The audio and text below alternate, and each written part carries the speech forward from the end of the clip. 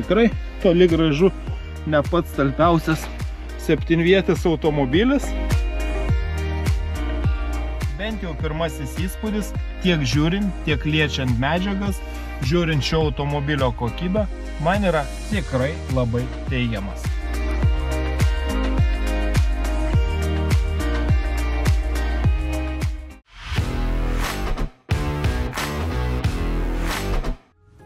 Prieš gerą pusmetį pasako apie naująjį Volkswagen Tiguan.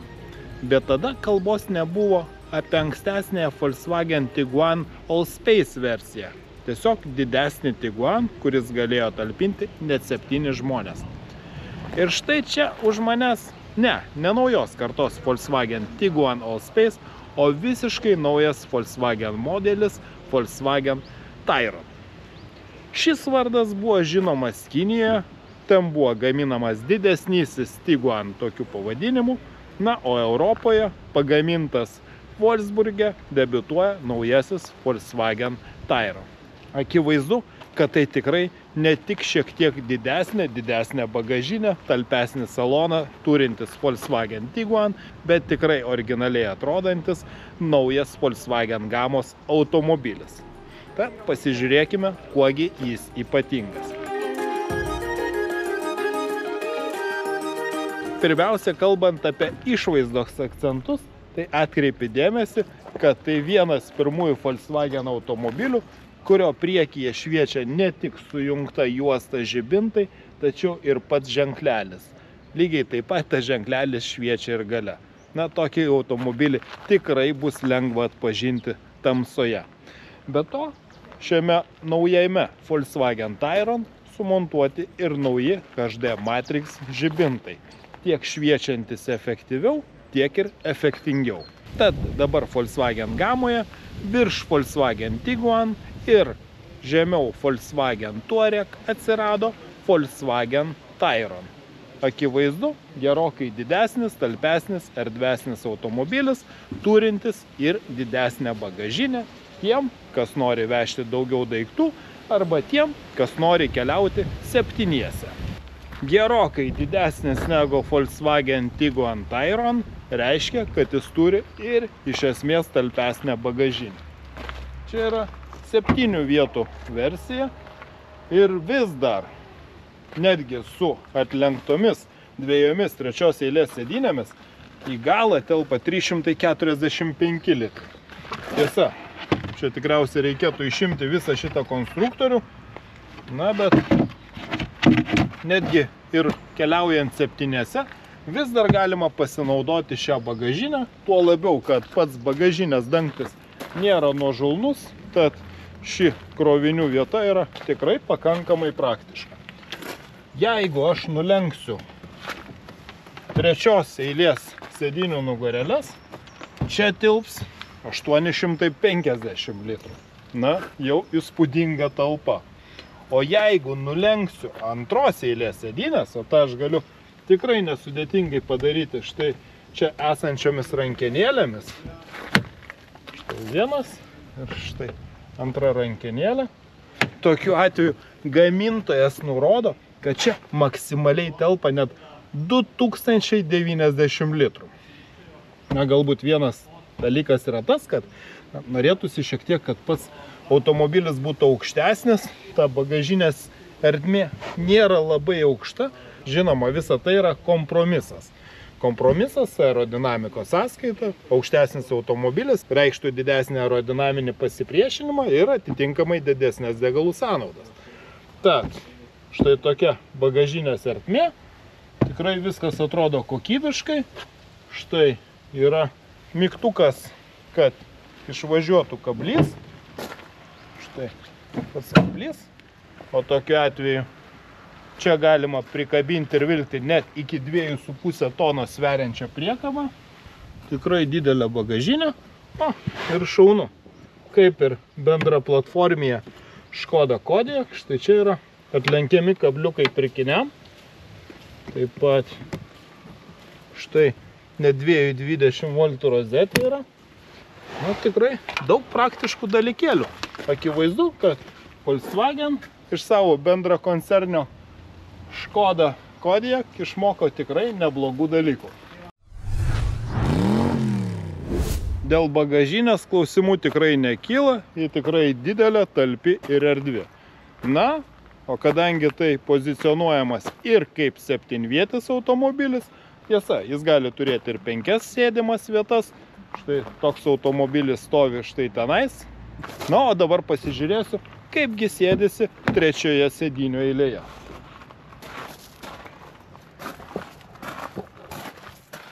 Taip, kai ten įsėstam, štai reikia pastumti antros eilės sėdynę ir štai taip nulenkti atlošą.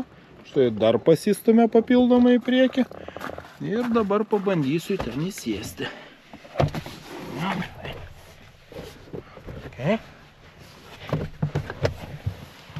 Na, tikrai toli gražu ne pats talpiausias 7-vietis automobilis.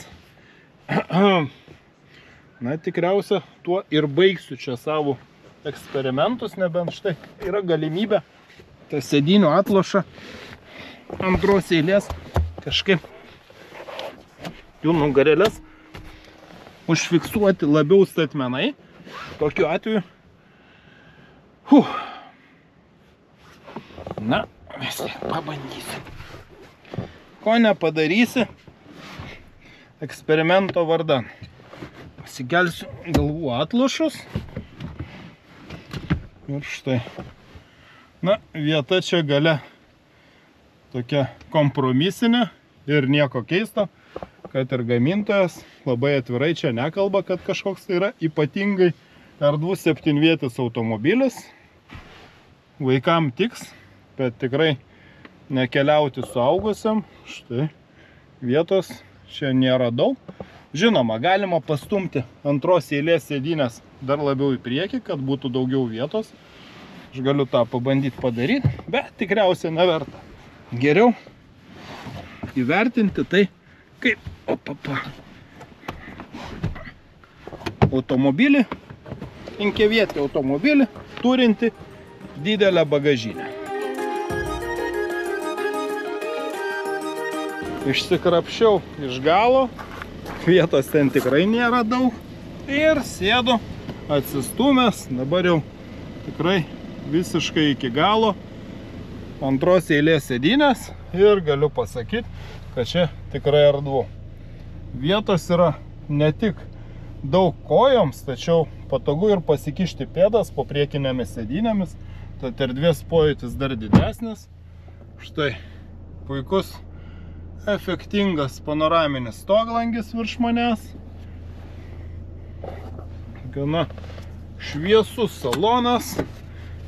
3 klimato kontrolės zona, 2 USB jungtis, taip, kišenėlės smulkesniem daiktam, atlenkiamas porankis, geras sėdinių profilis, keliauti patogu. Tikrai saulėtų orų praverčiantis dalykas, užuolaidėlės nuo saulės, na, viskas tikrai gražu, dailu, tvarkinga. O štai čia dar yra štai toks ištraukiamas 2 puodelių laikiklis. O, kaip įdomiai. Štai. Galima įsidėti puodelius ir ne tik puodelius, galima įtvirtinti kažkokį didesnį telefoną arba planšetę, kurį, jeigu taip įdėti, tikrai iškris pirmame posūkyje. Na, bet kokiu atveju. Štai, kaip solidžiai viskas atsidarinėjo, užsidarinėjo. Štai tokie irgi, sakyčiau, sumanūs sprendimai.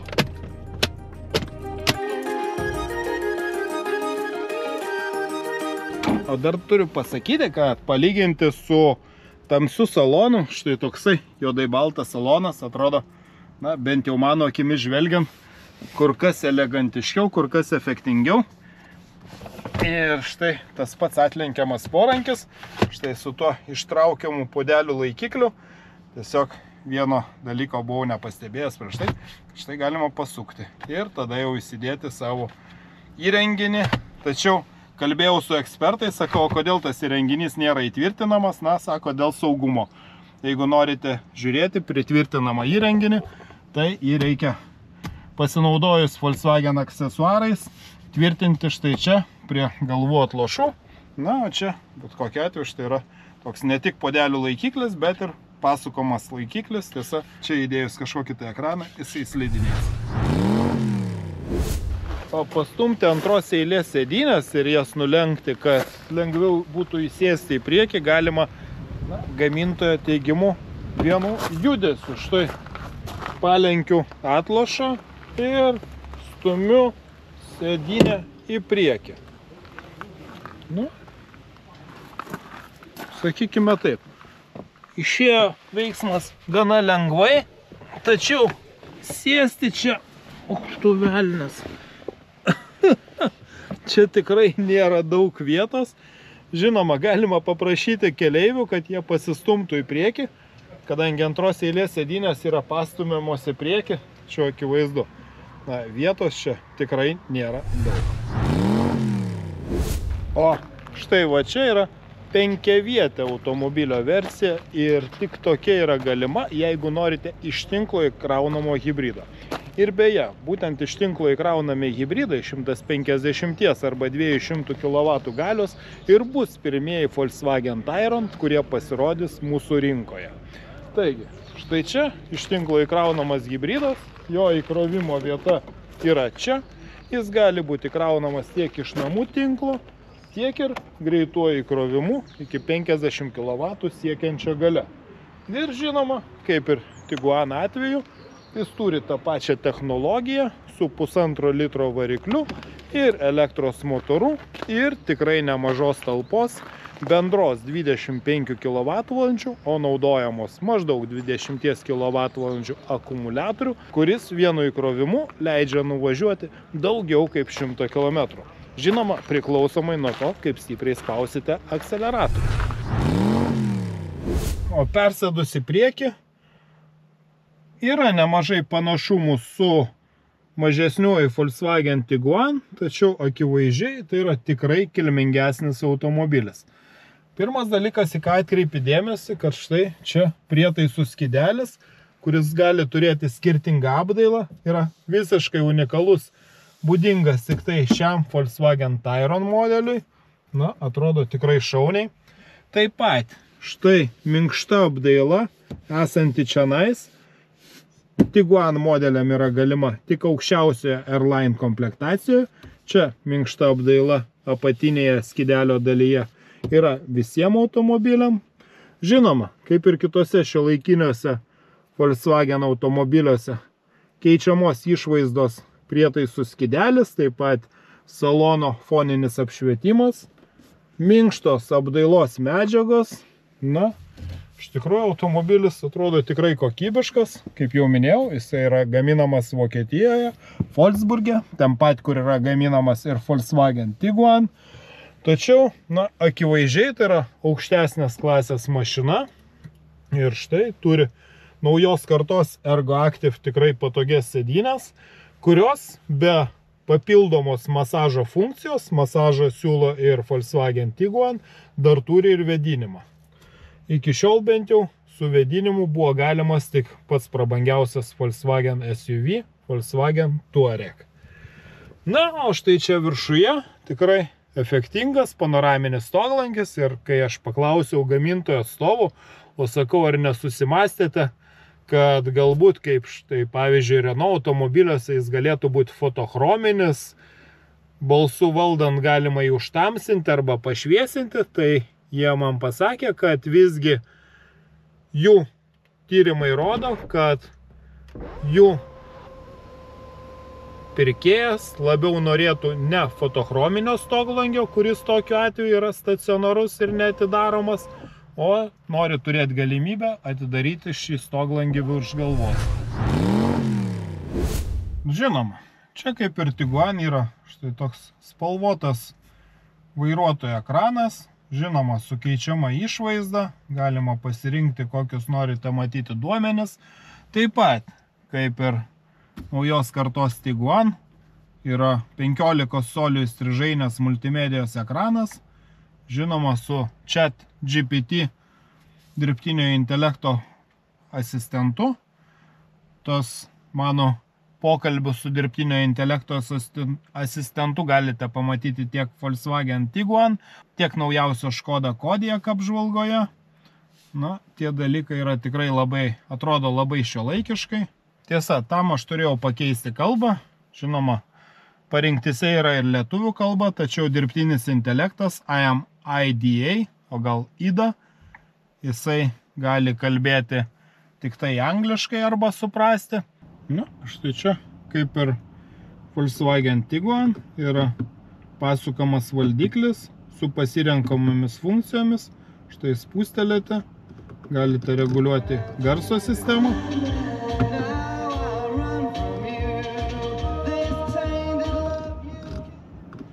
Dar kartą paspaudžiate, galite pasirinkti važiavimo režimus. Važiavimo režimų pasirinkimai štai individualus.